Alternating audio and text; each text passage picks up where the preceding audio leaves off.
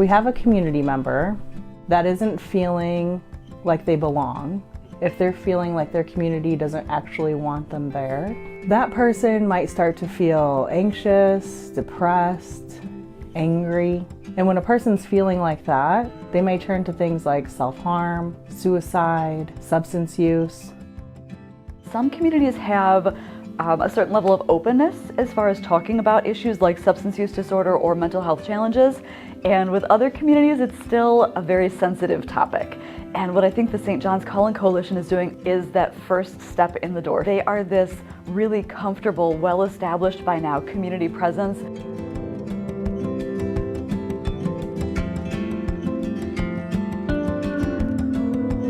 The goal is to make everybody feel loved, respected, valued, and most of all, not alone.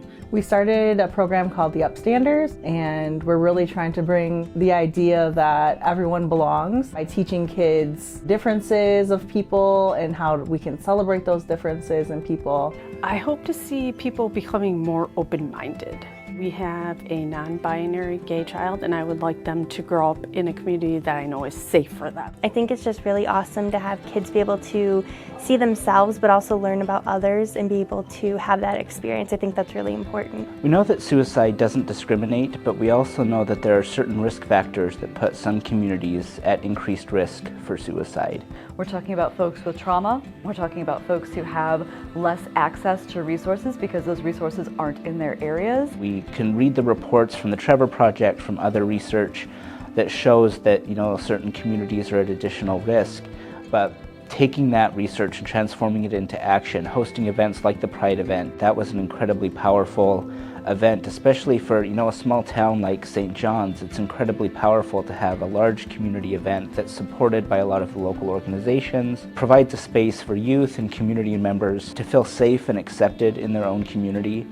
Everywhere you are, there's always going to be at least one queer person who wants to celebrate and who wants to show the world who they are. In a place like St. John's, that's important because not a lot of events are out like that. Once you get the opportunity to tell people like, hey, I see you're different.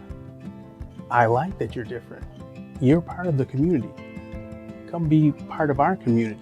We don't want people to feel scared and not live authentically. We want that for ourselves. Why shouldn't we want that for everyone? With this work, we can help create those spaces for people and a sense of belonging for everyone in the community. Everyone deserves that.